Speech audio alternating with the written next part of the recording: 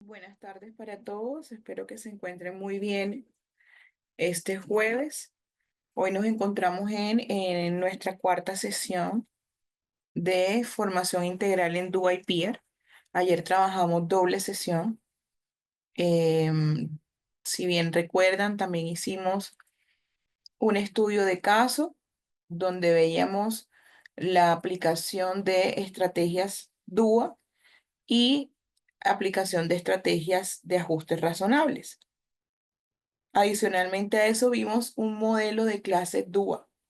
¿Lo recuerdan?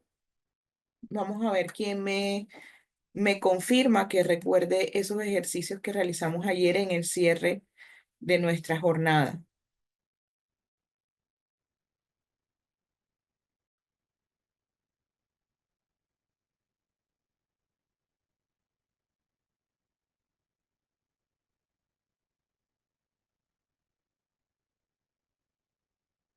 Buenas noches de los participantes que se encuentran aquí en la tarde de hoy.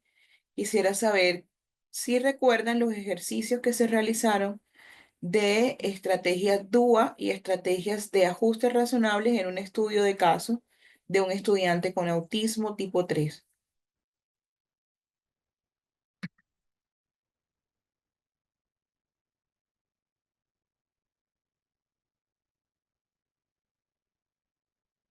Gracias, Silfredo.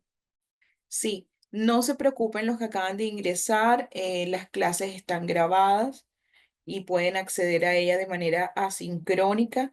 Bienvenida a esta jornada. Y bueno, quería como recordar lo que hemos venido trabajando. Hemos venido trabajando que el DUA, que es Diseño Universal para el Aprendizaje, se aplica en todos los contextos educativos y es una forma de planificar y de incluir dentro de esa planeación todos los principios que lo componen. Son tres principios que componen el DUA. El primero es múltiples formas de presentar la información. El segundo es múltiples formas de expresar ese aprendizaje. Y el último es múltiples formas de motivación e interés en los procesos de aprendizaje. Ayer hicimos un ejercicio que ustedes van a tener acceso también a él en todo el material. De hecho, me imagino quienes ya han cancelado el curso tienen todo este material. Adicional a eso, tienen el caso que hicimos ayer de ejercicio y tienen el ejemplo de DUA y también tienen el taller que les había dejado para que pudieran desarrollar una clase de ustedes en el tema de su interés para que pudiesen ver si era fácil, era de un manejo sencillo el aplicarlo. Yo les comentaba que era consciente que una planificación de clase en DUA requiere de más tiempo y mayor detalle, pero que al final los resultados van a ser beneficiosos tanto para el docente como para los estudiantes, porque es para todos, no es solo para estudiantes con un diagnóstico o una condición. Ya en PIAR sí veíamos que teníamos diagnósticos y condiciones y en PIAR profundizaremos un poco más. Antes de llegar a eso, tenemos que em, ver los procesos cognitivos o recordarlos, porque la mayoría de ustedes los dominan seguramente, ¿no? Vamos a recordar los procesos cognitivos porque así vamos a identificar cuándo hay una alteración o no, cuándo estoy ante un caso presuntivo y debo remitirlo al departamento de psicología u orientación de la institución para que ellos hagan el debido proceso de remitir a este estudiante a valoración externa.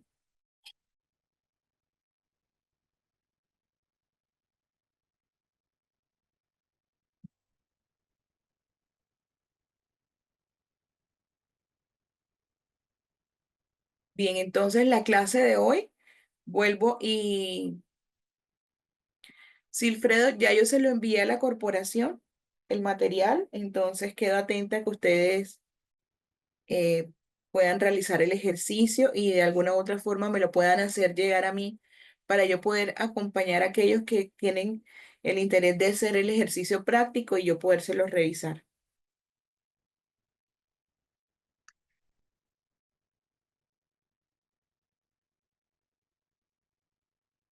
Bueno, entonces estamos todos conectados en que hoy vamos entonces a trabajar procesos cognitivos que son importantes de conocer y reconocer.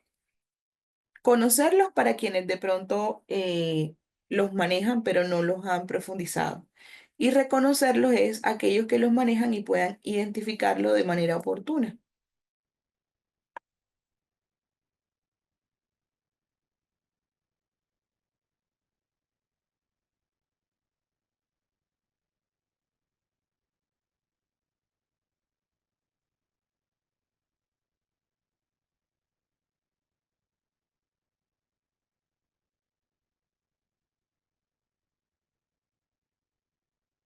Bien, entonces los procesos cognitivos son funciones a nivel cerebral, mental, que permiten adquirir, procesar, almacenar y utilizar la información.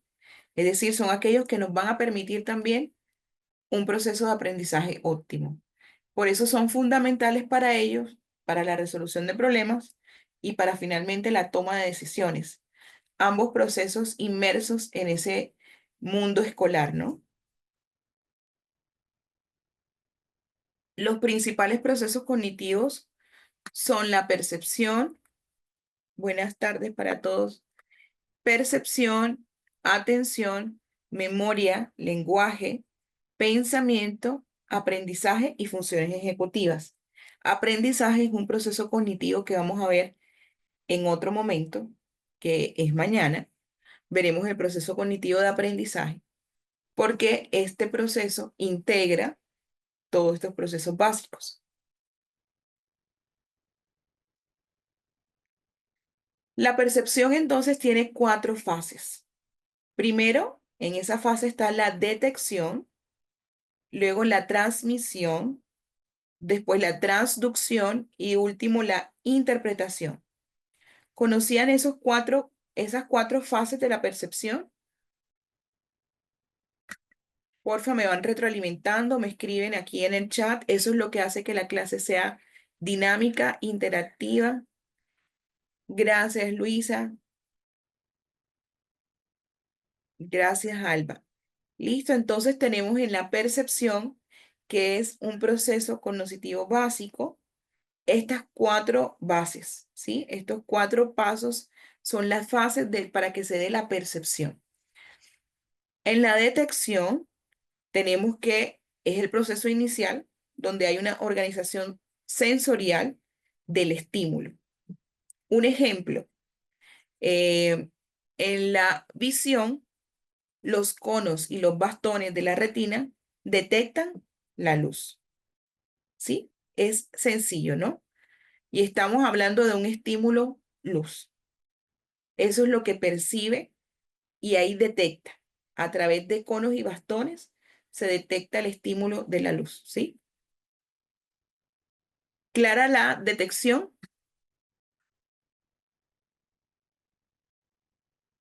¿Tenemos clara la detección? Gracias, Mafe. Listo. Luego la transducción, ¿sí? Las células, vamos a ver el ejemplo, que es el proceso mediante el cual los receptores sensoriales convierten ese estímulo físico en una señal eléctrica que llega al sistema nervioso y así luego, aquí nada más es cuando llega al sistema nervioso y luego va a ser interpretada. Como seguimos con el ejemplo visual, entonces la visión en las las células fotorreceptoras de la retina, que son esos bastones y conos, convierten la luz en una señal eléctrica. O sea, el estímulo luz se convierte en señal eléctrica a través de los conos y los bastones, pero en esas células fotorreceptoras, ¿no? Quedamos claros con la transducción y aquí están los ejemplos en los otros sentidos. pero no les quiero como leer todo. Igual van a tener acceso al material. Entonces, ¿estamos claros entonces con la traducción? Listo. Luego viene la interpretación, ¿sí? Que es el proceso mediante el cual el cerebro organiza y da un significado a la información sensorial recibida. O sea, le da un significado a ese estímulo que ha llegado al sistema nervioso, transformándolo en experiencias conscientes. Ah, perdón, es que interpretación, viene la transmisión, que es la anterior es la última, viene la transmisión, que es el proceso mediante el cual esa señal, ese estímulo nervioso, viaja a través del sistema nervioso y ahí ya llega al cerebro para ser interpretada. Ahí va a llegar ya al cerebro para ser interpretada. Esa es la transmisión, que creo que algunas no la recordaban. Eh, entonces, permítanme aquí. Voy a retrocederme un poquito otra vez, porque aquí se me fue. Primero es la detección, ¿sí? Cuando se detecta el estímulo de la luz. Luego, la transducción, cuando esa luz se convierte en una señal eléctrica, transducción. Luego viene la transmisión, cuando esa señal eléctrica llega al cerebro, ¿sí? Las vías nerviosas específicas, como el nervio óptico en la visión, transforman esa información en áreas especializadas al áreas especializadas del cerebro. ¿Queda clara entonces la transmisión? A ver, gracias, Alberto. Listo. Y finalmente entonces queda la interpretación. El cerebro ya organiza esa información que ha llegado a esa área específica del cerebro y la transforma en una experiencia consciente. ¿Sí? Estos factores en interpretación que influyen son importantes que los tengamos en cuenta en todos los sentidos, porque yo les traje un ejemplo de todos los sentidos que ustedes pueden ya revisar más profundamente. Eh,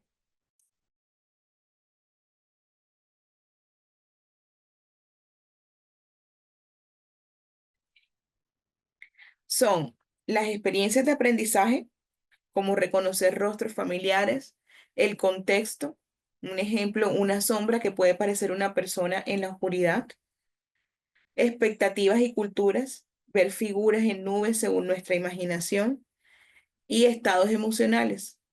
Ejemplo, cuando estamos asustados, podemos malinterpretar los ruidos, podemos malinterpretar las sombras, podemos malinterpretar las luces. Entonces, estos factores son importantes que los tengamos en cuenta en la interpretación porque influyen en el mensaje final. ¿Sí? Por ejemplo, dos personas pueden ver la misma imagen abstracta, pero una puede interpretar que es un rostro y otra puede ver un animal, dependiendo de su experiencia y percepción individual. ¿Sí? Esto lo tenemos claro, ¿cierto? La interpretación queda clara. Ahorita más adelante vas a ver en qué proceso centeno, en qué proceso hablamos de decodificación de la información. Ahorita más adelante, ¿sí? Pero es similar a las fases, sino que van teniendo un nombre dependiendo del proceso cognitivo. Bien, entonces, allí cerramos con los ejemplos y las cuatro fases de la percepción. Y hay 6 tipos de percepción: la visual, la auditiva, la táctil, gustativa, olfativa y la propioceptiva. ¿Conocen cuál es la percepción propioceptiva? ¿Tienen claridad de esa para saber si, pues les comparto lo que...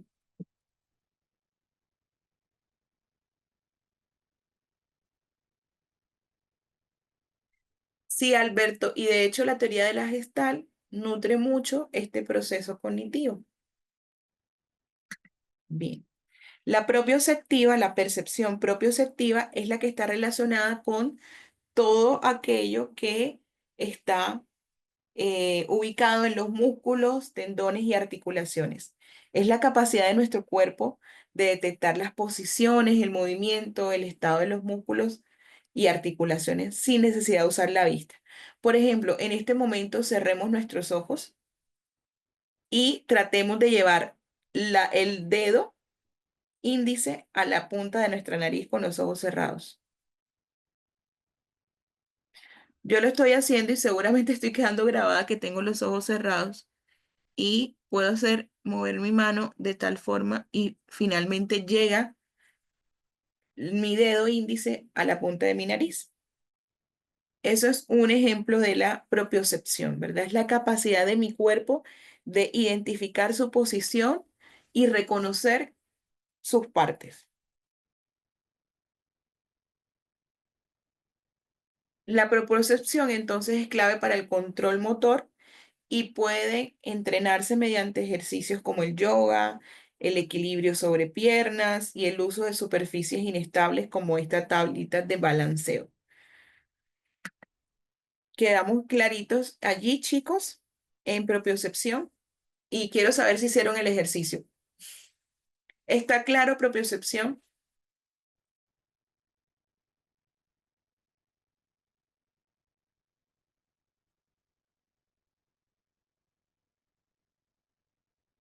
¿Y pudieron hacer el ejercicio de cerrar sus ojos y tocarse la nariz?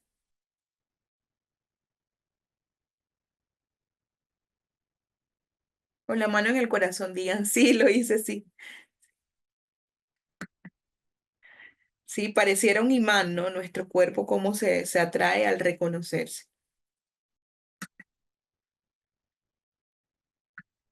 Muchas veces en nuestros estudiantes con TDAH tenemos deficiencia en el proceso perceptivo en relación a la propiocepción.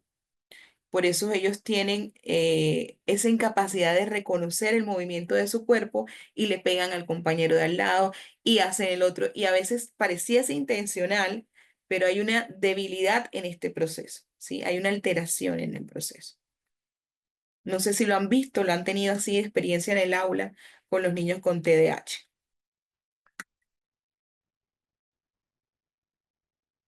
¿Qué alteraciones encontramos en la percepción? Y esto es importante tenerlo claro porque lo vamos a ver ahorita cuando hagamos PR. Tenemos ilusiones perceptivas, ilusiones ópticas y también tenemos ilusiones afectivas. En las ilusiones ópticas sabemos que son errores visuales provocados por el entorno, cuando una imagen, por ejemplo, parece moverse. Y en las ilusiones afectivas es en la distorsión de un estado emocional. Sentir que alguien nos sigue cuando estamos ansiosos. Esa sensación de persecución es una ilusión perceptiva y se llaman ilusiones afectivas en términos de percepción, porque ahorita ya vamos a ver en pensamiento cómo se llama. También tenemos alucinaciones, alucinaciones auditivas, visuales, olfativas y gustativas y táctiles, ¿sí? Y están las agnosias, agnosia visual, auditiva y táctil. Las agnosias ya son la incapacidad de identificar, en el caso visual, todos aquellos estímulos visuales, en la auditiva, los estímulos auditivos y en la táctil, los estímulos táctiles.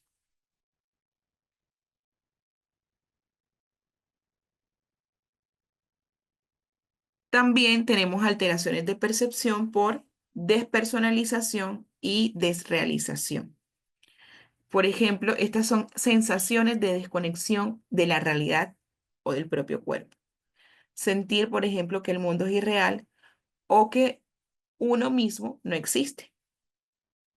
No sé si ustedes recuerdan esta historia de TikTok, que de hecho, bueno, en Colombia iba a decir que influencer comenzó a difundirla, pero que difundían que una persona se había ido de viaje y se había montado como en un teleférico y en el teleférico no logró subirse con sus familiares, sino que se fue ella sola y cuando llegó al otro lado, la persona decía que estaba en un mundo diferente, que no reconocía a nadie.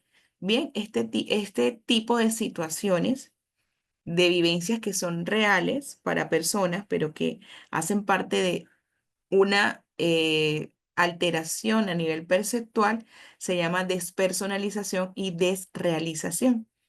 Y en la última alteración en percepción es la sinestesia. Son experiencias perceptivas en las que un estímulo provoca la activación de otra modalidad sensorial. Ejemplo, ver colores al escuchar música o saborear palabras. Y a nosotros, un ejemplo de sinestesia muy común, que no quiere decir de que tengamos una alteración como tal en el proceso, pero que nos puede pasar es que, por ejemplo, una comida nos sepa a un olor. No sé si les ha pasado. Por ejemplo, se están comiendo un pan y ese pan ustedes sienten que tiene un sabor a fab, pero ustedes nunca han comido fab detergente. Nunca han probado un detergente, pero el olor del detergente es la sensación de lo que se están comiendo. No sé si les ha pasado. Vamos a ver si les ha pasado alguna vez.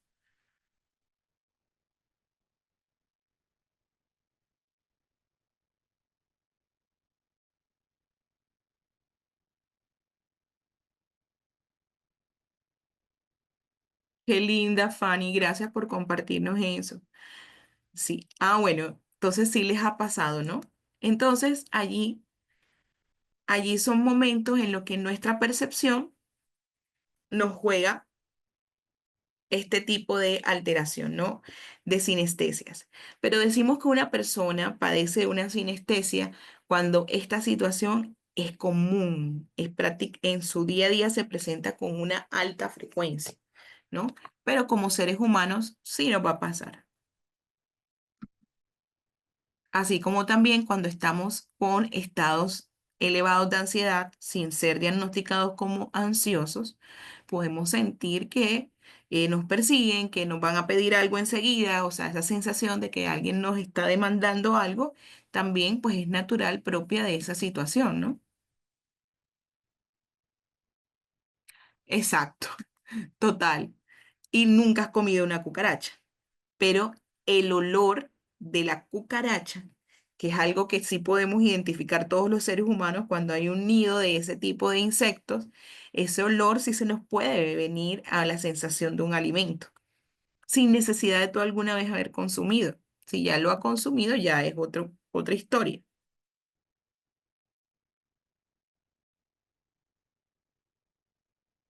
Sí, listo. Entonces, ¿qué puede causar las alteraciones perceptivas como las que acabamos de decir, pero las patológicas? Porque, ojo, hemos hecho ejemplos de cosas que nos han pasado dentro de la naturalidad de las cosas, ¿no?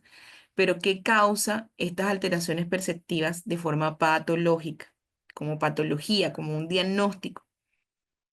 Los trastornos cerebrales trastornos, perdón, neurológicos, como la epilepsia, los daños cerebrales, las migrañas, trastornos psiquiátricos como la esquizofrenia, la depresión, la ansiedad. Y a ustedes me imagino que enseguida van pensando en esquizofrenia del tipo de alucinaciones. En la depresión también hay unas alucinaciones y en la ansiedad también las hay. En el consumo de sustancias también puede causar este tipo de alteraciones y de hecho las personas que también consumen estas sustancias durante el consumo tienen experiencias en relación a alteraciones perceptuales, ¿sí? También por déficit sensorial, por fatiga extrema o estrés. Bien, entonces hemos cerrado el proceso de percepción y quiero que me recuerden cuáles son las cuatro fases del proceso de percepción. A ver, escríbame las cuatro fases aquí. Tengo abierto en este momento mi chat en grande para poderlos leer. ¿Cuáles son las cuatro fases de la percepción en su orden? En su orden.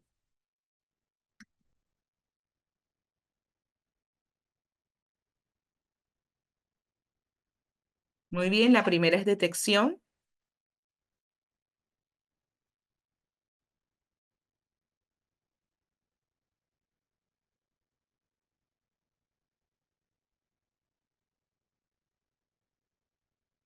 Transducción, transmisión e interpretación. Excelente, Centeno, Liliana.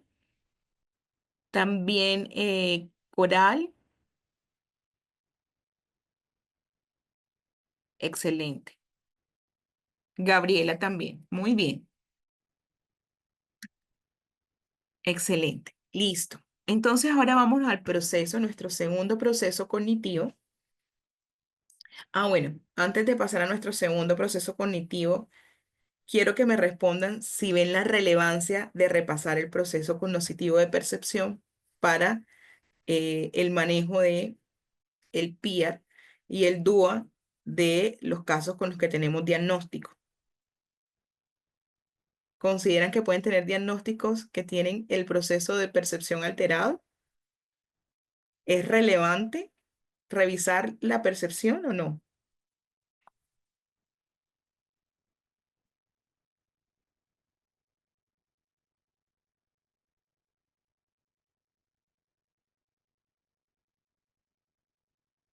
Muy bien.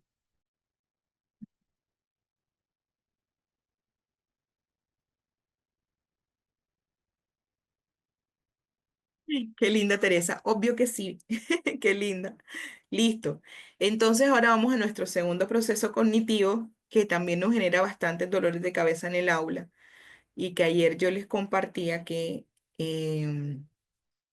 hoy en día los jóvenes cuando veíamos no, perdón, en mi otro diplomado, pero esta generación que nosotros tenemos hoy en el aula, eh, demanda unos tiempos de atención bastante cortos.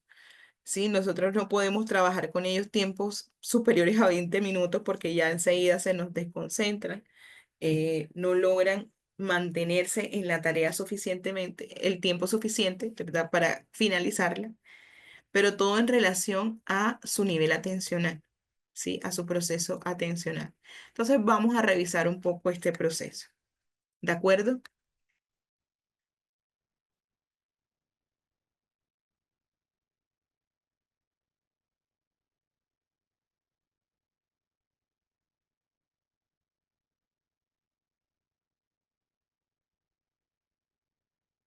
Entonces la atención es un proceso cognitivo que nos permite seleccionar y concentrarnos en ciertos estímulos mientras logramos ignorar otros. Es esencial para el aprendizaje, la memoria y la toma de decisiones.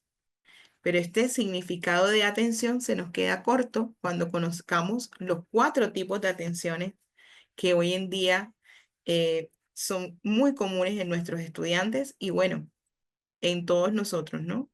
Pero cuando los vemos alterados, ya vamos a ver por qué vemos que son tan comunes. Entonces tenemos cuatro tipos de atención, como les decía. Tenemos atención selectiva, atención sostenida, atención dividida y atención alternante. En la atención selectiva es la capacidad de enfocarnos en un solo estímulo y restarle la relevancia a los que están alrededor. Por ejemplo, podernos leer un libro en un café que es ruidoso sin distraernos de lo que estamos leyendo por el sonido, ¿sí? Esa es una atención selectiva. Ahora, la atención sostenida tiene una variante y es el tiempo, ¿sí? Mantenernos concentrados en una tarea durante un tiempo prolongado. Por ejemplo,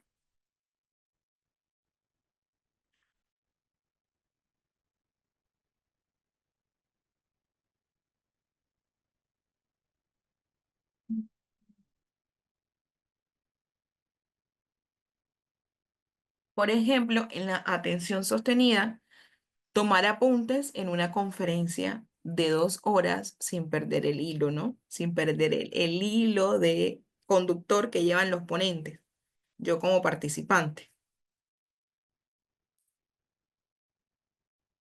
En la atención dividida es la capacidad de atender varias tareas a la vez, o sea, hacer varias actividades al tiempo. Esa es la atención dividida.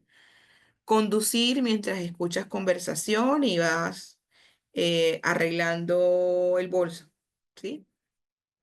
En la atención alternante es cambiar el foco de atención en una tarea a otra sin perder la eficiencia. Por ejemplo, responder un mensaje al celular y luego volver al trabajo sin confundirse.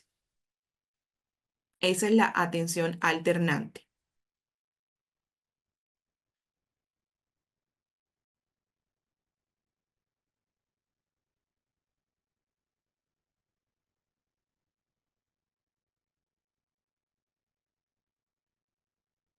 Encontramos unas alteraciones en la atención, que también son de cuatro tipos, que son distraibilidad, hiperprosepsia, hipoprosepsia y aprosepsia.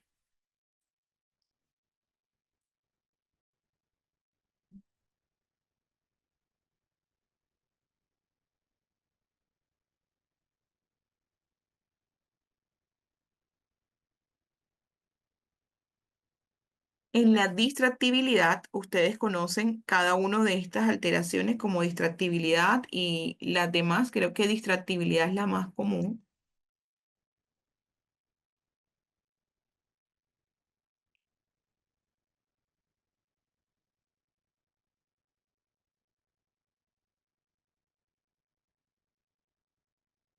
Qué linda, Fanny. Sí, y ese es uno de nuestros superpoderes, Fanny.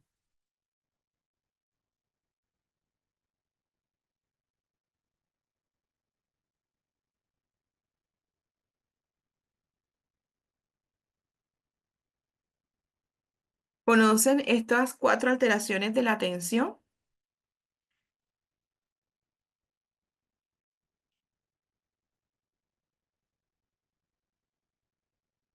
Bueno, estoy atenta a que me respondan. Igual voy a comenzar con distraibilidad, que es la que es más común para todos nosotros. Bien, y es la dificultad para mantener la atención en un estímulo o tarea debido a la facilidad en que otros estímulos internos o externos interrumpen el enfoque. Entonces, la distraibilidad está relacionado a qué tipo de atención, a cuál de los cuatro tipos de atención. Dice, en sus características, cambio frecuente de foco atencional sin control voluntario, dificultad para completar tareas o seguir instrucciones, sensibilidad excesiva al ruido, movimientos y pensamientos propios.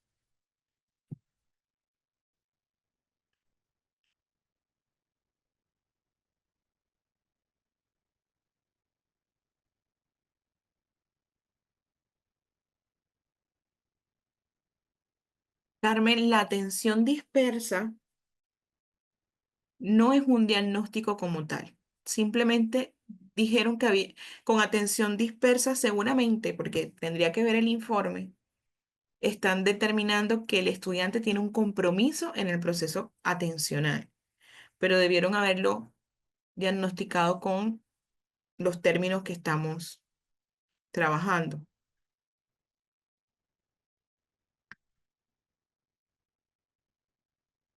Bueno, como no me acertaron los que lo alcancé a leer, es la atención selectiva.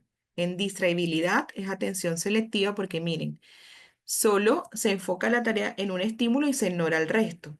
Y en la distraibilidad hay un cambio de frecuencia del foco sin control, no completa las tareas, se dispersa, es sensible a todos esos otros estímulos, es decir, no es capaz de seleccionar uno de esos estímulos.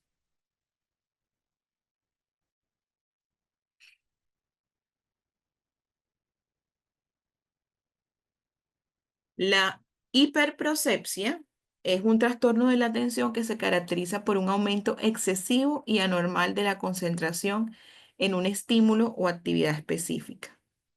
Características: atención intensa y sostenida a un solo estímulo, dificultad para cambiar el foco de atención, puede acompañar episodios de manía, ansiedad o estar relacionado con consumo de sustancias y se observa en ciertos trastornos neurológicos y psiquiátricos. Díganme un diagnóstico muy común en la escuela que la hiperprosepsia es una de sus principales características. Y hay dos diagnósticos súper comunes en la escuela que yo les dije, ¿no? Uno es el TDAH y el otro es este del que les estoy hablando. Vamos a ver si lo adivinan. ¿Cuál creen ustedes que es el otro diagnóstico?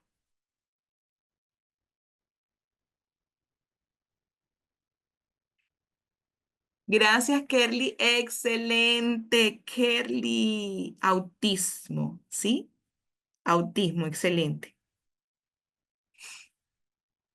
La hipoprosepsia es un trastorno de atención que se caracteriza por una disminución o debilitamiento de la capacidad de concentrarse y mantener la atención en el estímulo, ¿sí? Por lo tanto, aquí, ¿qué atención está afectada? ¿Qué tipo de atención está afectada? La selectiva no es la selectiva porque la selectiva está en la distraibilidad y en la hipoprosepsia, ¿qué tipo de atención está alterada? Porque la persona no puede concentrarse, no se mantiene atenta en términos de tiempos, ¿sí? Tiene dificultad, las características, dificultad para enfocarse en la tarea o conversaciones, fácil distracción entre estímulos irrelevantes, lentitud en procesamiento de información y puede ir acompañada de fatiga mental.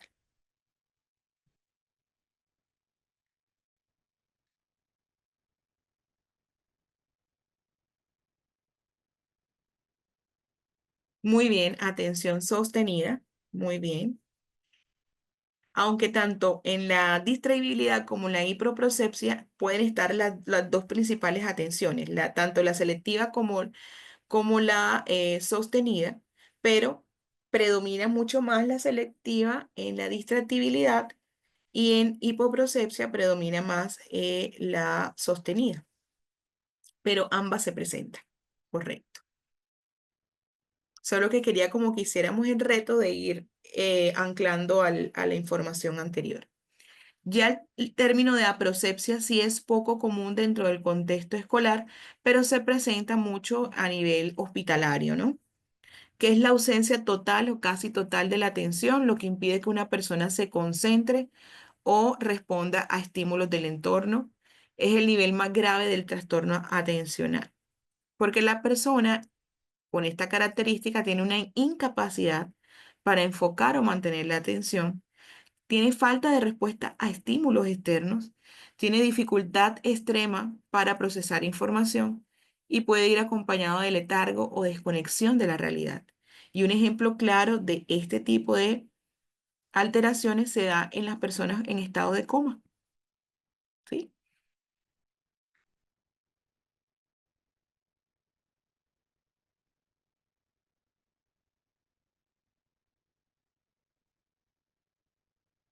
Bien, y para nosotros con el tema de la atención, sabemos que uno de los diagnósticos a los que más nos enfrentamos es el TDAH, que es una dificultad crónica para mantener la atención acompañado ya de impulsividad e hiperactividad, ¿sí? Con otros elementos. ¿Qué puede causar alteraciones en la atención? Los factores psicológicos como estrés, ansiedad, depresión, factores neurológicos, factores ambientales y el consumo de sustancias. ¿Cómo podemos mejorar la atención? Y esta recomendación va a ir en todos los procesos cognitivos a partir de la atención, porque la percepción es un proceso básico, ¿no? Que precede a todos estos otros procesos. Entonces, está dormir bien y mantener una rutina de descanso, practicar ejercicio, hacer un deporte, hacer mindfulness, meditar, organizar tareas, reducir la distracción y mejorar el ambiente de trabajo y mantener una alimentación equilibrada, ¿sí? Esto puede mejorar la atención y también va a mejorar otros procesos cognitivos. Entonces, antes de entrar en el proceso de memoria, cuéntenme cuáles son los cuatro tipos de atención.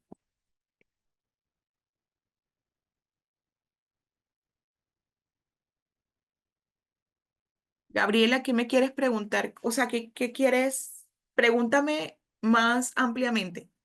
¿Qué pasa con las pantallas y la atención? ¿En qué?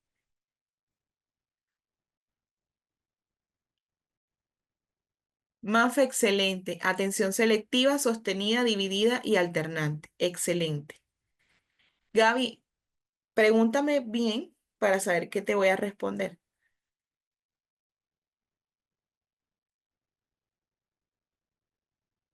Excelente, Carol, Coral, perdón, y Betty. Muy bien. Ahora, ¿cuáles son los cuatro tipos de alteración de la atención?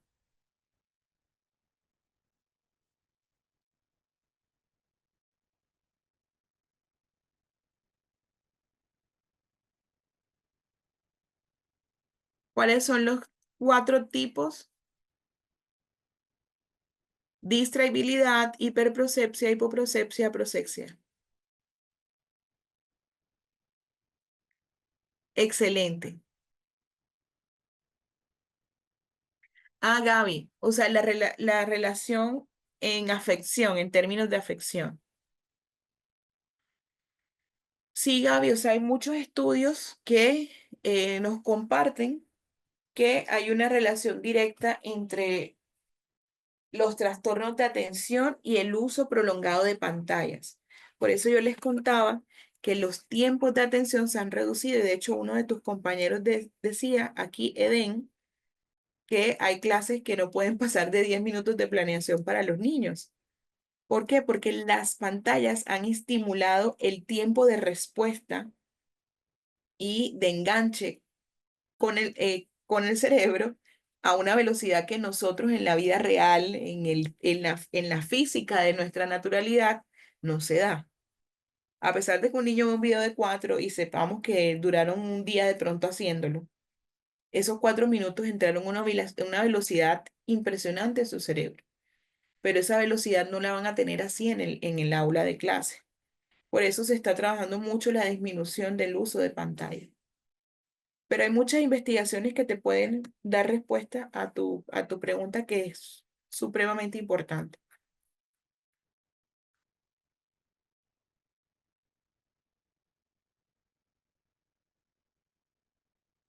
Bueno, Marju, excelente. Shirley también.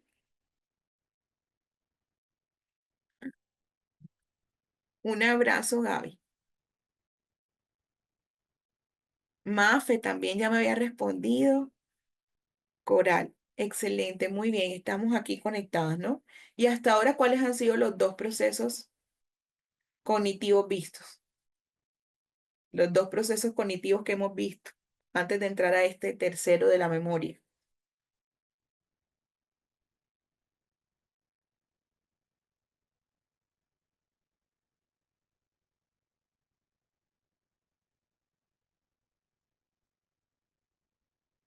Gracias, Gaby, Shirley, sí. Percepción, percepción y atención. Ahora vamos con la memoria, pues es un proceso cognitivo que nos permite codificar, almacenar y recuperar información. Y es esencial para el aprendizaje, la identidad y la toma de decisiones.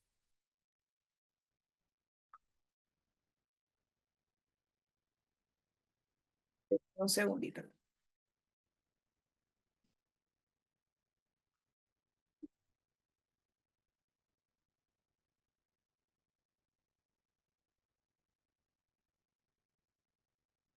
La memoria entonces tiene tres fases.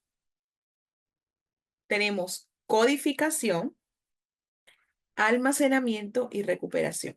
Voy a ver aquí una de las respuestas que me habían dado ustedes que me interesó mucho para retomar el concepto. Denme aquí un segundo.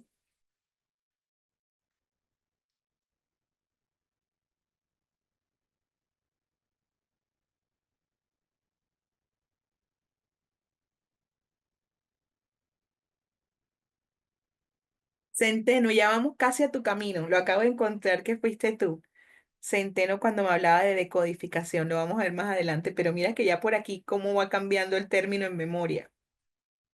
En memoria tenemos entonces la codificación, el almacenamiento y la recuperación. Y cuando uno, como se las he redactado aquí, Una está inmediatamente después de la otra, a pesar que en las otras también, las cuatro fases de la percepción, en los cuatro, en la atención no hay unas fases como tal, sino hay tipos, pero en las cuatro fases de la percepción, una viene después de la otra. Aquí es supremamente evidente. Sí, porque la codificación es la transformación de la información en una representación que el cerebro puede almacenar. O sea, termina en el término de la segunda fase. Y el almacenamiento es la retención de la información en el tiempo, que puede ser de corto o largo plazo, para así poderla recuperar. Entonces, la recuperación es acceder a esa información almacenada cuando sea necesario. Entonces, la memoria tiene estas tres fases, ¿sí? Codificación, almacenamiento y recuperación. Y hay tres tipos de memoria em, a nivel general, pero hay muchísimos tipos de memoria. Traje las más relevantes y está la memoria sensorial, que es la que es de milisegundos y es cuando retenemos información sensorial breve. La memoria a corto plazo es la que va de segundos a minutos y podemos retener información limitada, o sea, limitada. Y la memoria a largo plazo no dura días, años o toda la vida y es ilimitada, almacena recuerdos y conocimiento. Tenemos entonces alteraciones de la memoria. Y antes de entrar a esas alteraciones, díganme cuáles son las tres fases de la memoria. Yo creo que Centeno se la sabe. Vamos a ver.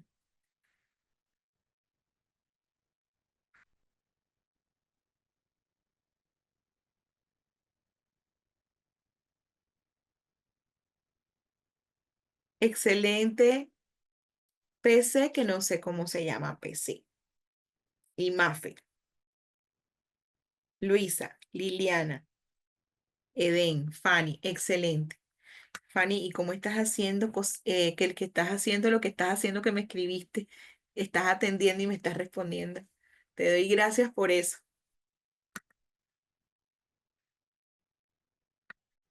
Ok. Entonces tenemos alteraciones de la memoria y ya me han respondido las fases. Ahora los tres tipos de memoria que son más generales, los tres tipos de memoria que más podemos identificar, que les compartí ahorita.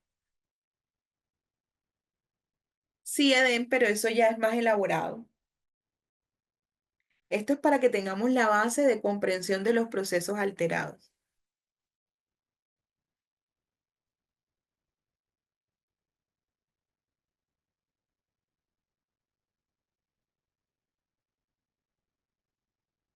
Excelente, Betty, Mafe, Fanny. Ay, Fanny, ¿para qué dices qué? Cristian, excelente, Liliana, Teresa. Muy bien. Entonces, ahora sí vamos a ver las alteraciones. Tenemos la amnesia anterógrada, la amnesia retrógrada y la amnesia global transitoria. La anterógrada es la incapacidad de formar nuevos recuerdos. La retrógrada es la incapacidad de recordar información previa, anterior al evento que causó esa amnesia. Y la amnesia global transitoria es la pérdida temporal de la memoria sin una causa clara. Puede ser anterógrada, retrógrada. Tenemos la hipermnesia, que es el aumento anormal de la capacidad de recordar detalles. Ejemplo, recordar eventos con precisión extrema, como en el síndrome de Savant. Tenemos la paramnesis, que a muchos nos han pasado algunas características de estas, ¿verdad? Como son los déjà vu, que es la sensación de haber vivido una situación antes, los jamais vu, sentir que algo familiar es completamente nuevo, y las confabulaciones, que es inventar recuerdos falsos sin una intención de mentir, sino que la memoria se confabula, ¿no?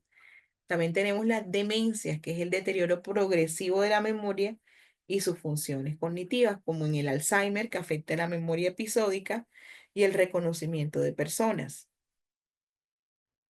¿Qué puede causar las alteraciones de la memoria? Las mismas que pueden causar las alteraciones en los otros procesos cognitivos que hay. Las alteraciones neurológicas, las psicológicas, las derivadas por consumo de sustancias y factores ambientales. ¿Cómo mejoramos la memoria? También a través de los mismos ejercicios que les compartí ahorita con la atención. Dormir bien, evitar el estrés, practicar ejercicios de memoria, hacer ejercicio físico, mantener una alimentación saludable y en el caso de la memoria, hacer técnicas de mnemotecnia. Importante, la memoria es esencial en nuestra vida cotidiana y puede verse afectada por diversas condiciones. Entender sus procesos y alteraciones nos ayudan a prevenir y tratar los problemas de memoria. El proceso del lenguaje y sus alteraciones. Bien, vamos bien hasta aquí.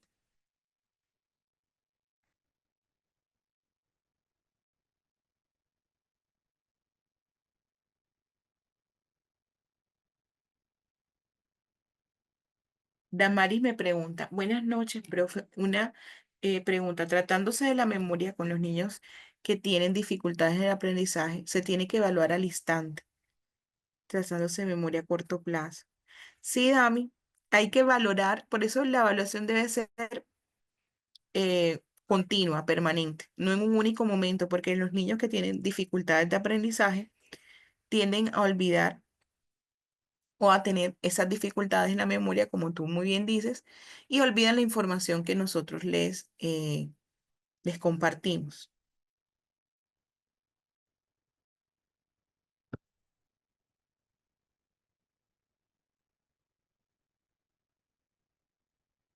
Oral, nosotros estamos ya en el horario normal, 2 horas. Ayer no trabajamos una, ayer trabajamos tres. Y dejamos un taller, que es el que voy a preguntar ahora eh, si se los van a mandar o es que tienen que tener acceso al link.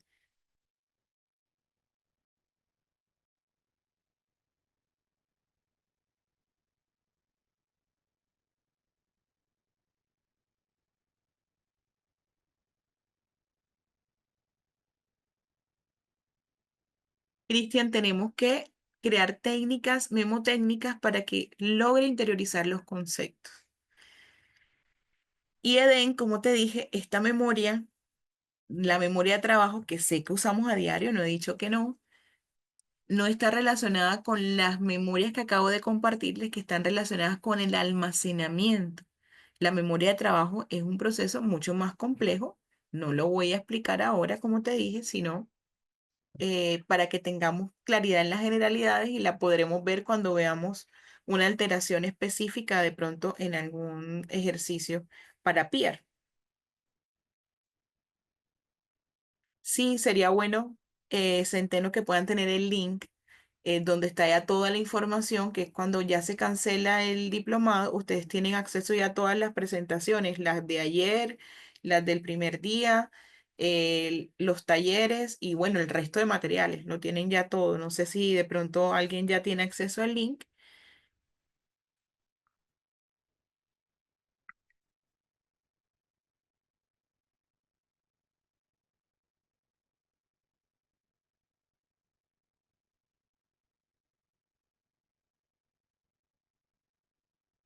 Ah, Sandy, claro que sí. Em, en el grupo, creo que ustedes tienen un grupo y ahí les comparten el link de la grabación diario. Entonces tomas el taller, perdón, la información asincrónica y el taller en el grupo también me imagino que les compartirán si se les van a mandar allí o si ya quedó allí donde yo lo tengo montado, que lo tengo montado en el link de toda la información del diplomado. A ti, Sandy, te mando un abracito. Y entonces, Eden, no sé si quedó claro esa explicación con relación a tu duda de la memoria de trabajo.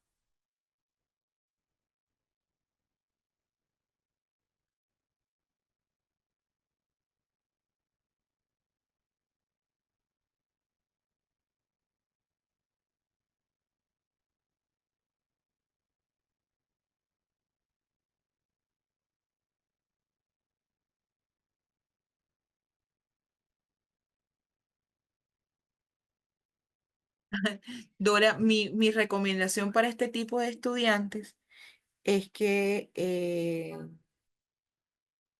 ustedes puedan dejarle clara la instrucción, ya sea pegada o por escrito, pero si sabemos que él va a ir a casa con la duda de qué se va a hacer, es porque a casa no va a llegar a tiempo esa información, porque del colegio allá ya la ha olvidado.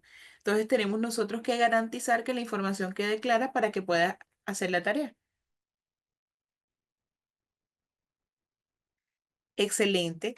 Mira la recomendación que te dice Tere, llevar un diario escolar, sí, una agenda. Es que las personas que tenemos problemas de memoria tenemos que tener una agenda donde anotar siempre y así organizar nuestras actividades, nuestros compromisos y demás.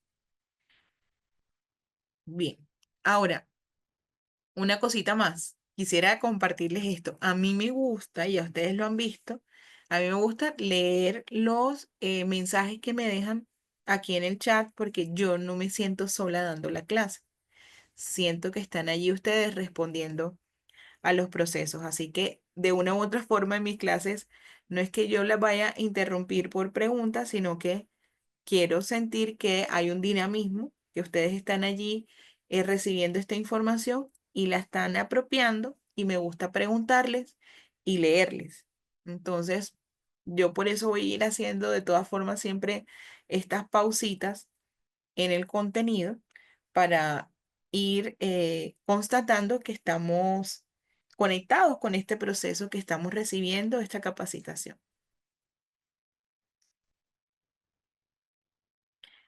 Cristian, con los chicos también,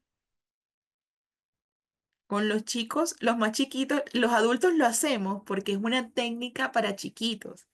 Esto de tener una agenda, de saber, por eso yo le di a Dorita esa idea, ¿no? De que le peguen en el cuaderno la instrucción o garanticen que esté escrita allí para que cuando llegue a casa sepamos que el niño sí va a saber qué va a hacer o si no sabe él, va a saber el adulto que lo va a orientar.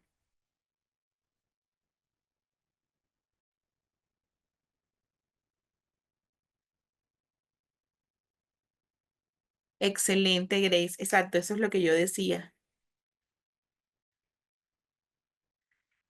Teresa me dice, yo tengo un estudiante de octavo que lo único que recuerda son las vocales y es complicado, muy complicado.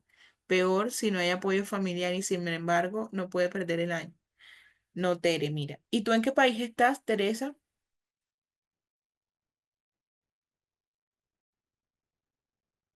En Ecuador.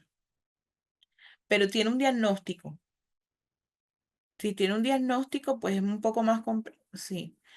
Pero si no tiene apoyo familiar, quiere decir que tampoco va a su proceso externo, no lo tiene actualizado.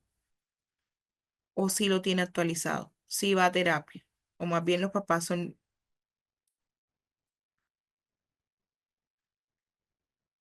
Sí, es un caso complejo, ¿no? Un caso para analizar, Tere. Ténmelo ahí para que el sábado me lo puedas compartir y ver cómo lo podemos sacar adelante. Listo, ahora entonces vamos con el proceso del lenguaje.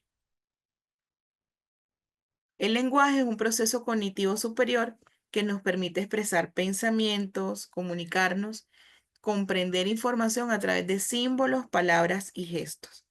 Se basa en reglas gramaticales, sintácticas y semánticas que organizan la información de manera estructurada. Los componentes del lenguaje son la fonología, morfología, sintaxis y semántica y pragmática. Hay unas fases del proceso del lenguaje. La primera es la repetición, que es la capacidad la captación, perdón, de señales auditivas y visuales a través del habla o la escritura. Luego la producción, que es la forma en que se da una respuesta verbal o escrita. El procesamiento, que es el análisis y comprensión del mensaje aquí en el cerebro. Y finalmente, la expresión, emisión del lenguaje mediante el habla, gestos o escritura. Entonces, las cuatro fases del lenguaje es recepción, producción, procesamiento, expresión. ¿Qué alteraciones podemos encontrar en el lenguaje? Tenemos las afasias, que son trastornos del lenguaje causados por lecciones cerebrales. Y hay afasias de tres tipos. Afasia de Broca, que es la dificultad de comunicarnos, ¿sí? Es la dificultad para hablar y para pero comprende la conversación. O sea, se le dificulta expresarlo, pero lo logra comprender. En la afasia de Wernicke, el lenguaje es fluido, o sea que sí puede expresarlo, pero no hay sentido porque tiene problemas en comprensión del lenguaje. Y la afasia global, que es una pérdida casi total de las capacidades del lenguaje como en habla y comprensión.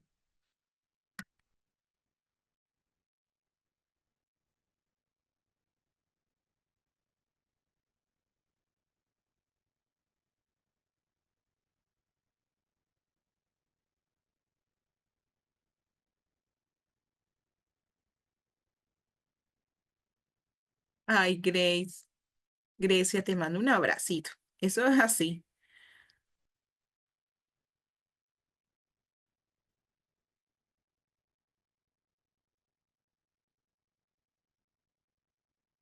Cristian, si tienes un niño en primero, puedes ver muchas técnicas. Mira, hay técnicas que si tú quieres que él recuerde algo sencillo, asócialo a su color favorito. Por ejemplo, si tú quieres que él recuerde que el maletín debe siempre quedar cerrado porque te lo deja abierto y mal puesto. Tú en una conversación que tengas con él, él, por ejemplo, te dice que le encanta el color azul.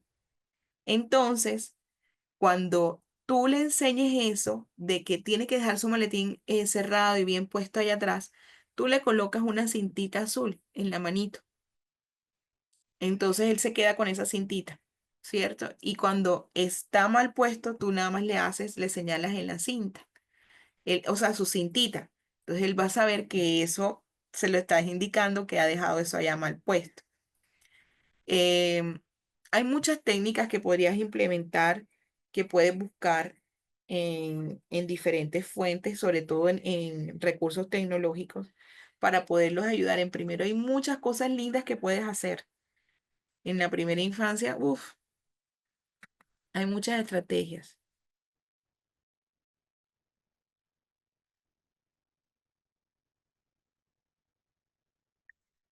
Grace no quiere o no puede. Pero si de otra forma ella te está haciendo entender a ti que ella sí lee de pronto mentalmente porque te lee una instrucción y te desarrolla lo que hay que hacer, entonces no hay de qué preocuparse. Hace parte de de su condición, eh, hace parte de su condición, está ahí fijada en que no lo quiere hacer. En un momento dado lo va a romper y lo va a lograr, pero si te lo está demostrando con otros procesos que sí lo está haciendo, valídale eso.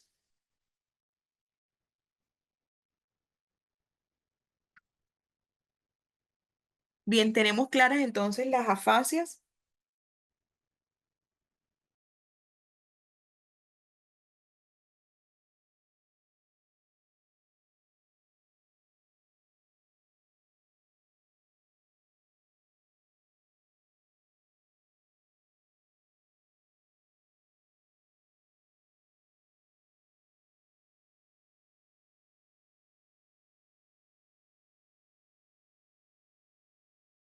Muy bien. Entonces tenemos la disartria, ¿sí?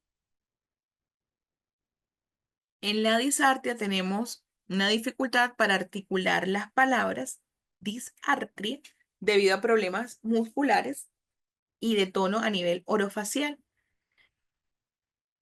Tenemos la dislalia, ¿sí? Que es errores en la pronunciación de ciertos sonidos, es decir, tetota en lugar de pelota, y es muy común verlo en niños pequeños. La dislexia, que hoy conocemos como trastorno específico de la lectura, pero aquí entran en los dis de disfunción porque estamos en las alteraciones del lenguaje, que es la dificultad de leer correctamente, a pesar de una inteligencia normal, algunas letras e invertirlas como la B y la D y decir en vez de casa, saca. La disgrafia, que es la dificultad para escribir correctamente. El mutismo selectivo, que es la incapacidad de hablar en ciertos contextos sociales debido a la ansiedad que genera ese contexto. La tartamudez, que es la fluidez verbal interrumpida por repeticiones o bloqueos involuntarios, que quiero un helado, que puede causarnos las alteraciones en el lenguaje. Vamos a ver aquí qué me están diciendo.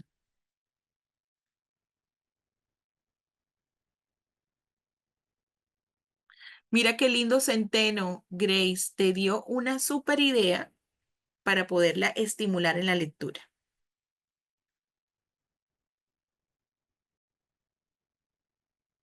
Dami, pero lo importante, Dami, es que lee, ¿sí? Que este proceso lo ha alcanzado.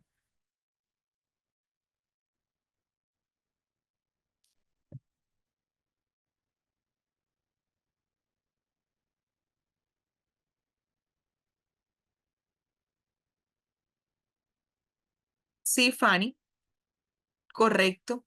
Y sabes que ese personaje tuvo un trauma, ¿no? Un traumatismo. Seguramente hasta se habrá golpeado la cabeza. Shirley, no es como hasta qué punto es normal el mutismo selectivo en un niño de 5 años, sino que hasta qué punto se le ha hecho el proceso adecuado de intervención a ese caso. Si nosotros dejamos que eso se prolongue, va a traer otro tipo de alteraciones.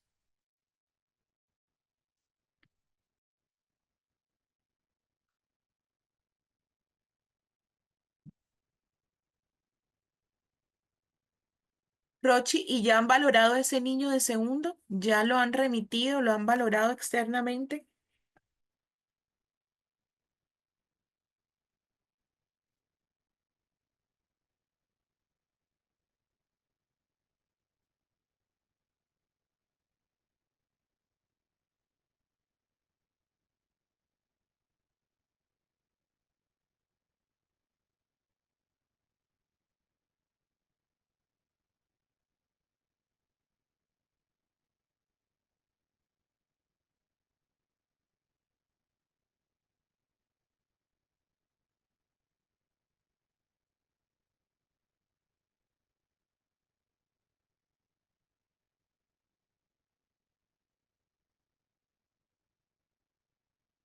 A ver, ¿qué me escribieron aquí?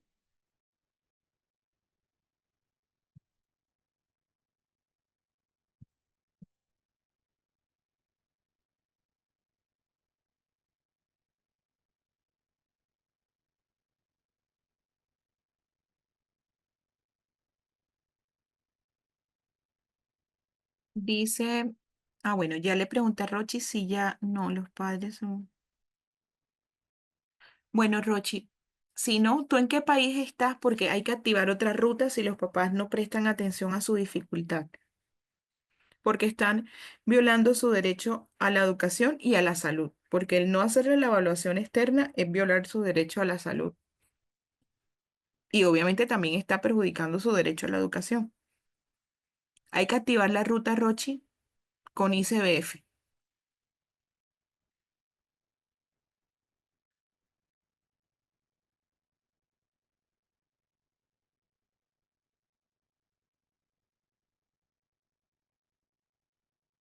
Qué linda, Shirley. Ese caso lo has sacado adelante tú solita, o sea, con los profes.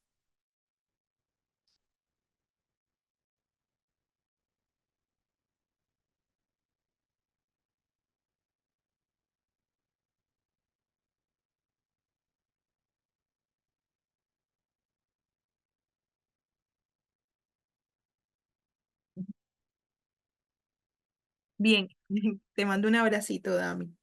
Miren, vamos a hacer este análisis. Yo les dije ahorita que casi todas las causas de alteraciones en los procesos cognitivos son los mismos. Van a ver que se van repitiendo de una u otra forma, pero en relación al proceso cognitivo. Aquí las causas en alteraciones del lenguaje tenemos causas neurológicas, causas genéticas, aquí ya pasan en lenguaje las genéticas, que no las habíamos mencionado antes. Hay psicológicas y otra vez casi siempre los mismos detonantes psicológicos, que son la ansiedad, los traumas. Y miren el psicológico, que también es de neurodesarrollo, como el autismo. Y ambientales, la falta de estimulación lingüística en la infancia.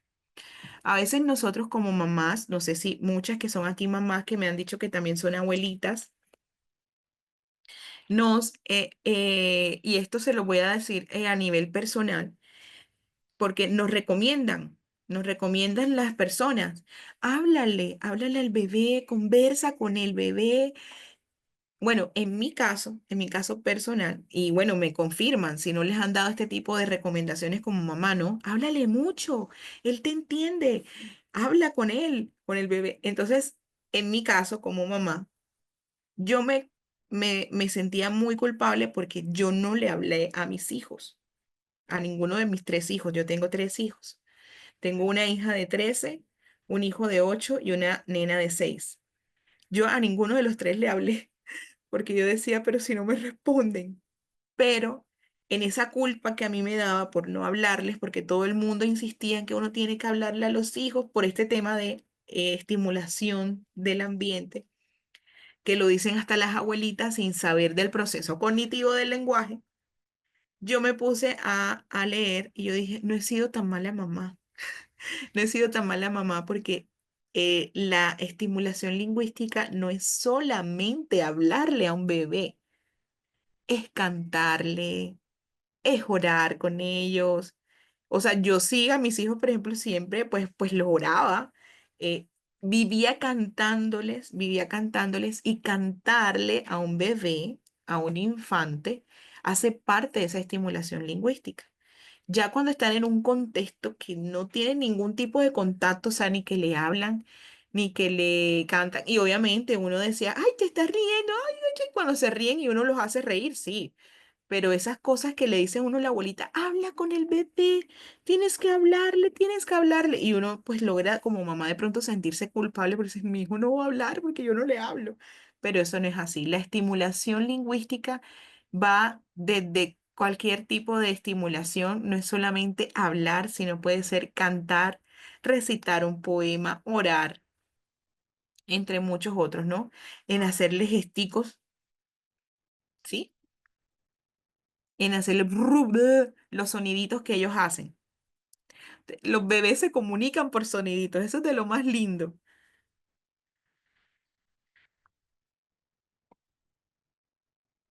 Para la ruta por ICBF la activas con el directivo de la escuela. Ahí en la página de ellos enseguida te indican cómo debes hacerlo.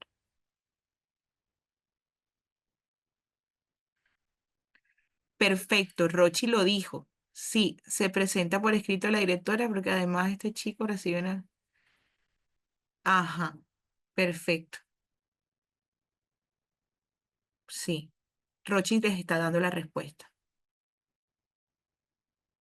Maida, es un reto grande para que los papás lo acepten, pero también hay que reconocer que tienen que vivir una fase de duelo, ojalá no tan prolongada, pero tienen que aceptarlo.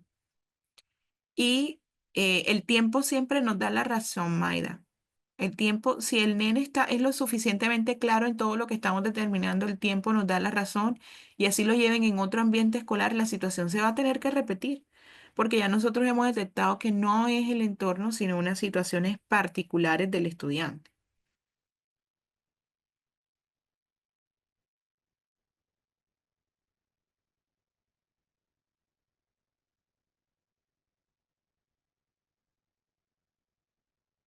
Me dice Gabriela, es importante tener en cuenta que no siempre se cuenta con recursos económicos para realizar la evaluación. Total, Gaby. Incluso hasta desde la salud pública, pero es que en esos casos damos mayor tiempo, ¿no? Pero el Estado también debe responder a esas valoraciones. Así sea en Argentina y en toda Latinoamérica estamos igual, Gaby.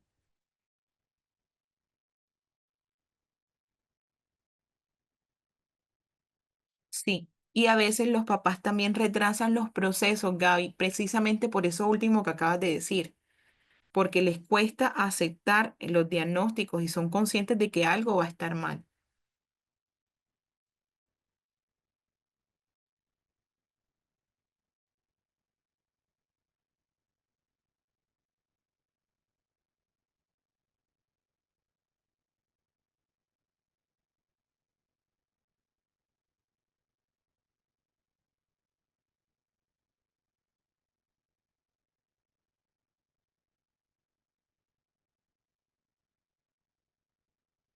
Ay, qué linda Grecia, te mando un corazoncito.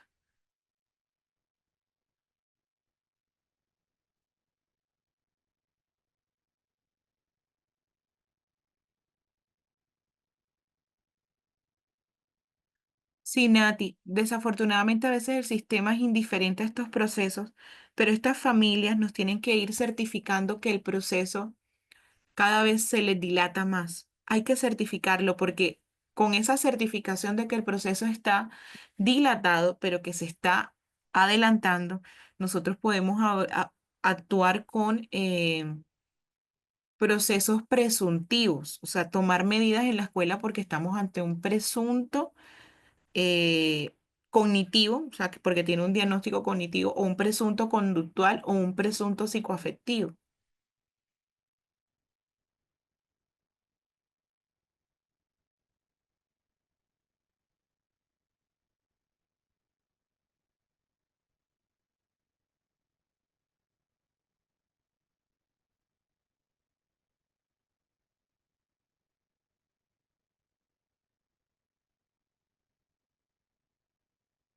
Ay, qué linda, Rochi. Seguramente, bueno, como tenía 2 añitos, pudo haber una inmadurez en el desarrollo del lenguaje, pero también podríamos estar frente a unos indicios de otros trastornos, como el mutismo selectivo o un posible autismo en un nivel eh, 1, superfuncional, pero también pudo haber sido, inicialmente pensemos en el más viable, que es un retraso en el desarrollo del lenguaje.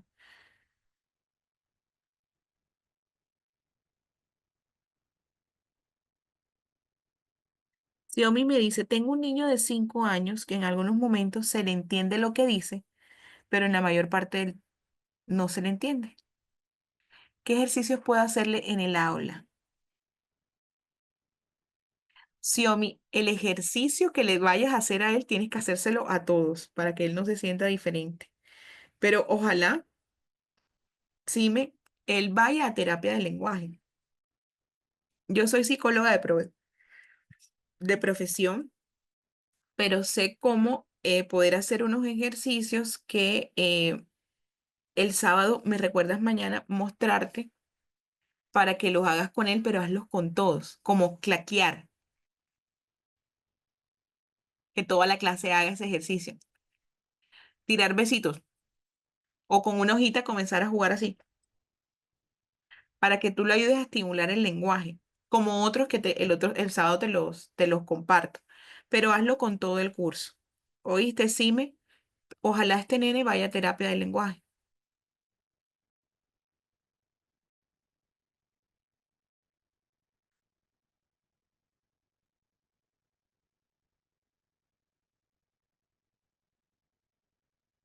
Total, André, te entiendo, te abrazo, porque entiendo que es así.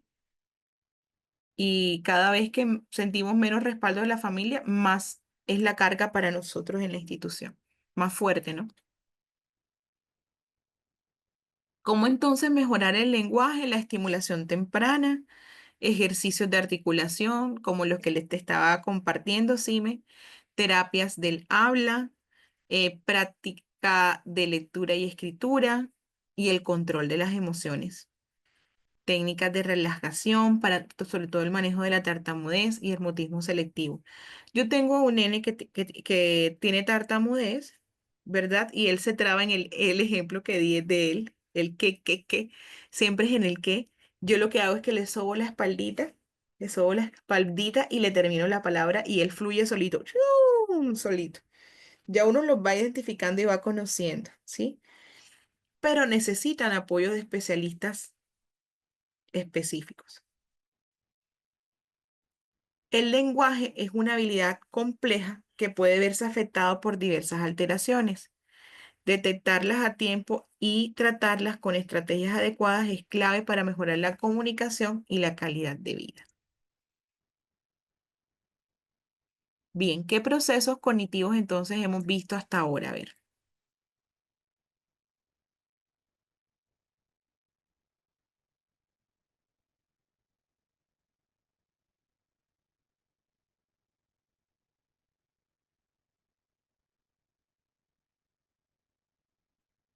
Rochi, ¿qué se debe emplear en un niño de 3 años que presenta retraso en el lenguaje, además de remitirlo a fonodiología?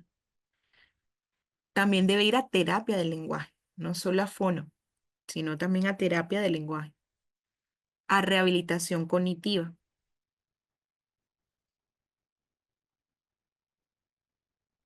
¿Qué me dice Centeno? Centeno, que me dice, y comprometido. Mm, mm.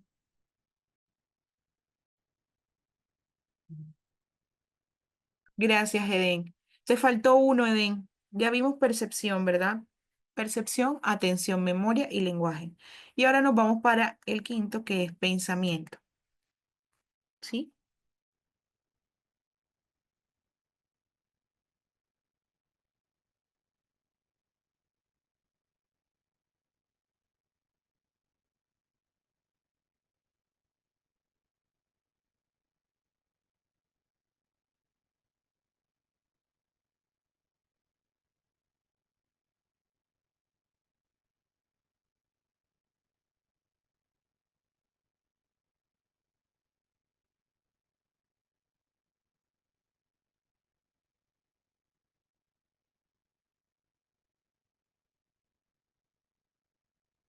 Entonces vamos con el pensamiento. Y el pensamiento entonces es un proceso cognitivo que nos permite organizar, interpretar y generar ideas y a través de él resolvemos problemas, tomamos decisiones y comprendemos el mundo que nos rodea. Pero se basa en la manipulación de símbolos mentales como imágenes, palabras, conceptos, lo que nos va a permitir razonar, planificar y reflexionar.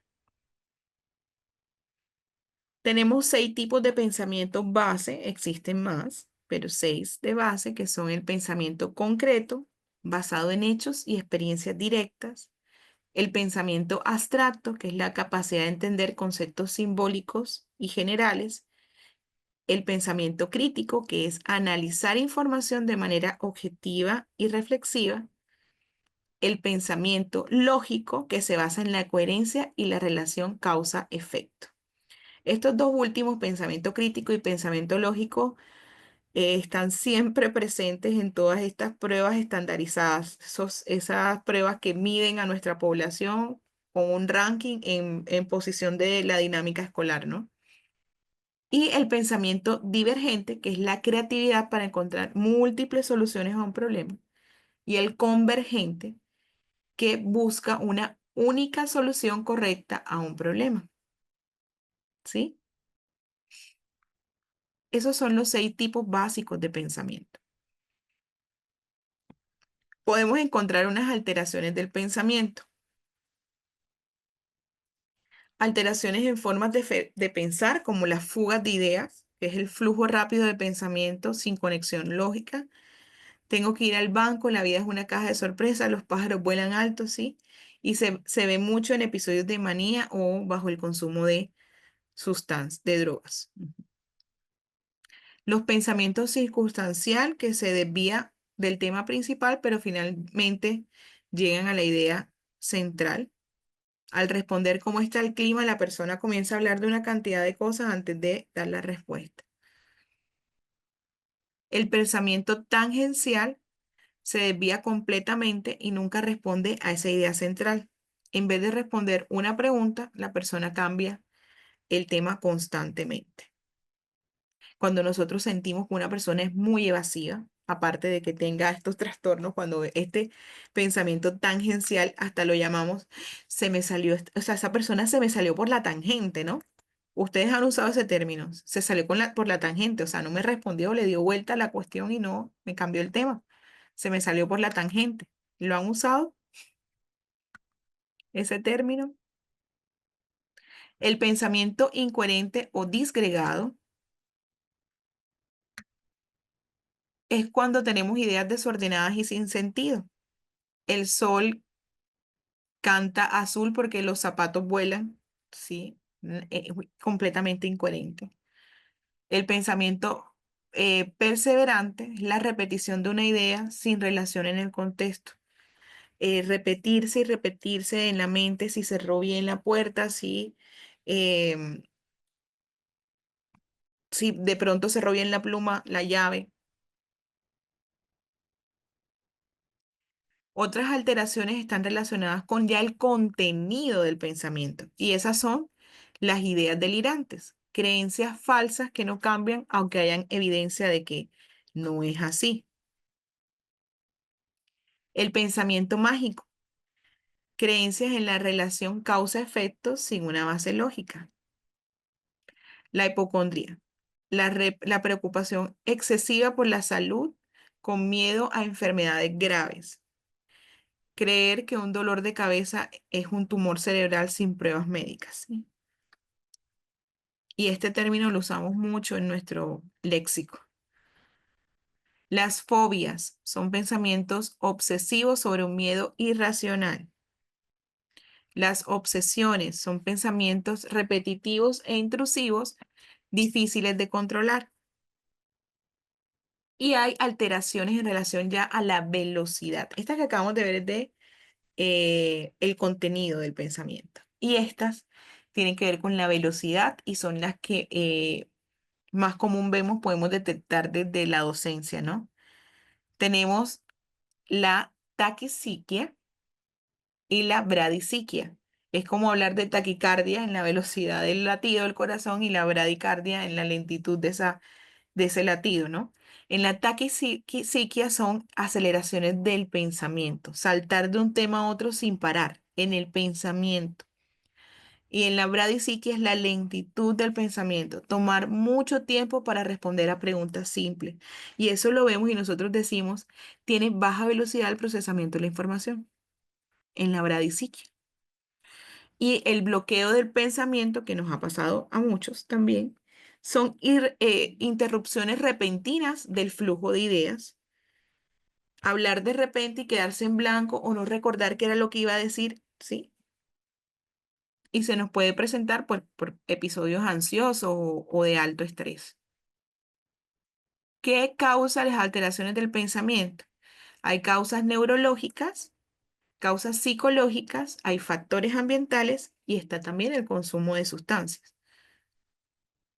¿Cómo mejoramos el pensamiento? Con ejercicios mentales, la gestión del estrés, hábitos saludables, evitar las sustancias dañinas como el consumo de sustancias y consultar a un especialista porque si hay pensamientos intrusivos, delirantes o bloqueos persistentes, está en juego nuestro bienestar y nuestra salud mental.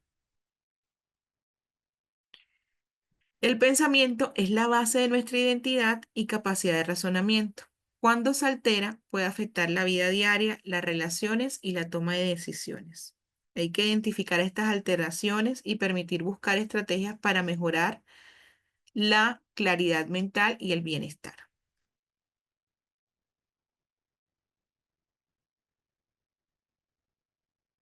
Sí, Centeno, me encanta también eso. Se le fue el avión. Listo. Bien, entonces vamos a llegar a nuestro último proceso cognitivo de hoy, porque ya hemos visto 5. Vimos percepción, atención, memoria, lenguaje y pensamiento. Y este es el número 6, que es funciones ejecutivas. ¿Listo? Este es el último proceso cognitivo que hoy vamos a refrescar. Y las funciones ejecutivas entonces son un conjunto de procesos cognitivos que nos permiten planificar, organizar, tomar decisiones y resolver problemas y controlar nuestra conducta. Son esenciales para la vida diaria y están reguladas principalmente por la corteza prefrontal del cerebro. Principales funciones ejecutivas. La inhibición. Y esta está alterada en qué diagnóstico ustedes creen que hay alteraciones inhibitorias, que es la capacidad de tener respuestas impulsivas. ¿Qué diagnóstico que de los dos que les he dicho que son de mayor prevalencia en el aula, uno lo tiene? La flexibilidad cognitiva, adaptarse a nuevas situaciones o cambios en el entorno. Esta flexibilidad está comprometida en el segundo diagnóstico de mayor prevalencia. Gracias, Tere, el TDAH. Está comprometida la inhibición, el control de impulso y la flexibilidad cognitiva. ¿En el otro? Está en el otro de mayor prevalencia. Vamos a ver si saben, que ahorita dijeron. Exacto, Gabriela, el TEA. Muy bien. Y la memoria de trabajo que tanto me quería saber mi querido estudiante Den, hace parte de estas, de las funciones ejecutivas, porque es un proceso mucho más complejo, como te decía, porque es la capacidad de retener y manipular la información a corto plazo, ¿sí? Porque cuando veíamos memoria, ya en memoria, la memoria que yo les traje estaba organizada por eh, el tiempo, por almacenamiento, ¿sí? Estaba por el tipo de almacenamiento. Pero la memoria de trabajo es almacenamiento más manipulación, empleabilidad, ¿sí?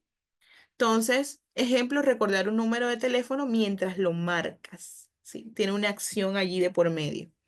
Entonces, Eden, ¿estás aquí, mi vida?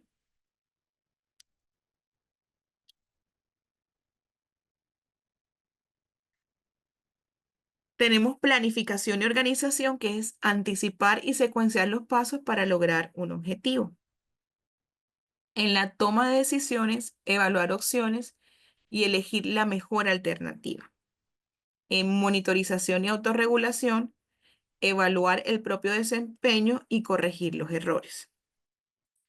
En iniciativa y motivación, comenzar tareas sin necesidad de un estímulo externo. ¿Qué alteraciones podemos encontrar en las funciones ejecutivas? Tenemos déficits de inhibición, comportamientos impulsivos, la dificultad para controlar emociones y respuestas común en el TDAH. La rigidez cognitiva, que está en relación con la flexibilidad cognitiva, dificultad para adaptarse a cambios, y por eso lo vemos en el autismo, como muy bien lo respondieron ustedes. En el déficit de memoria de trabajo, que es problemas para retener información relevante durante una tarea, como olvidar instrucciones en medio de una conversación, puede también estar relacionado con TDAH, lesiones cerebrales y el envejecimiento. Problemas de planificación y organización, dificultad para estructurar tareas y seguir los pasos largos, dificultad para la toma de decisiones, problemas para evaluar riesgos y consecuencias, la falta de monitorización y autorregulación, no darse cuenta de errores o dificultad para corregir comportamientos, la falta de iniciativa y motivación, que es la incapacidad para iniciar actividades sin estímulos externos. ¿Qué puede causar estas alteraciones en las funciones ejecutivas? Similar a las que hemos visto también, que son los factores neurológicos, los psicológicos, los factores ambientales y el consumo de sustancias. ¿Cómo podemos mejorarlas? Con ejercicios cognitivos, organización visual, el mindfulness y la relajación, ejercicios físicos, la terapia cognitivo-conductual, el dormir bien, la alimentación saludable. Entonces, las funciones ejecutivas nos permiten ser independientes, organizados y tomar buenas decisiones. Cuando están alteradas, pueden afectar nuestra vida diaria y la adaptación a las distintas situaciones. Bien, ¿cómo quedamos hasta aquí con los procesos cognitivos?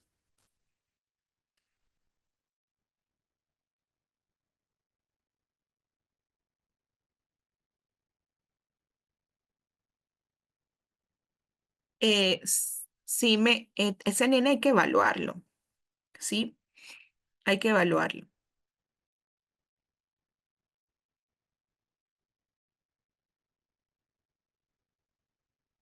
De hecho, tú me dices así y me acuerdo de un estudiante que vi hoy.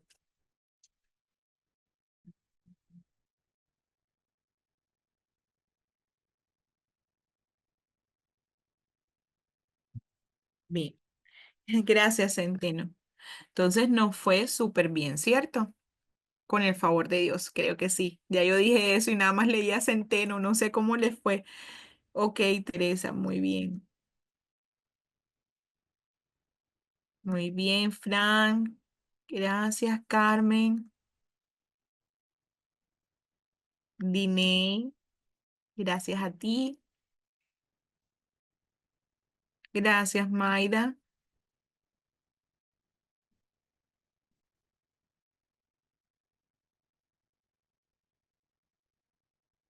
Albita, Belinda, Kerly.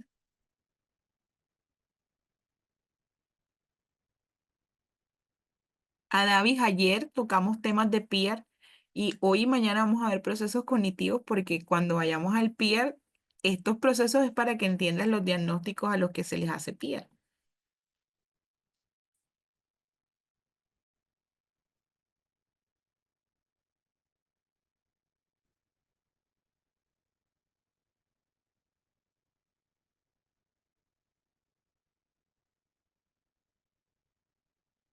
No sé si quedó claro. Ah, ok, ya dice. Como les dije al principio, hoy y mañana vamos a ver estos procesos cognitivos. De hecho, mañana es procesos cognitivos y inteligencias múltiples, porque en inteligencias múltiples vemos herramientas para poder hacer ajustes. Ay, qué linda, Fanny. Hoy te voy a mandar también un abracito. Entonces, son bases para lo que vamos a hacer.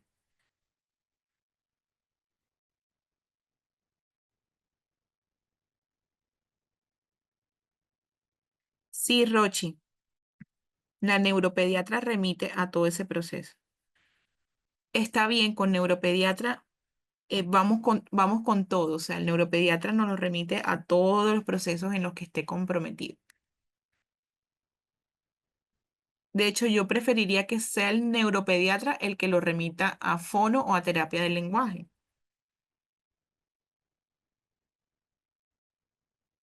Ah, bueno, Centeno. Entonces, nos vemos mañana con el favor de Dios.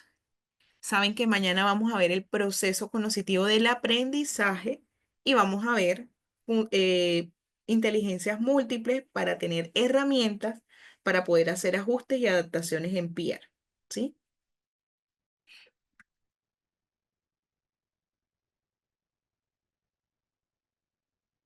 Bendiciones, Gustavo. Gracias a ti, Serafi.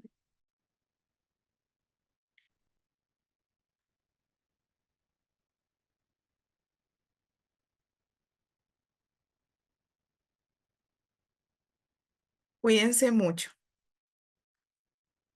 Buenas noches. Entonces, nos podemos conectar en el siguiente diplomado, sea el que tengan con otra profe o el que también doy yo ahorita a las 8 y nos conectamos. Buenas noches, Lina. Gracias a ti. Nos vemos mañana, Gabriela, con el favor de Dios. Buenas noches, Sandy. Gracias a ustedes.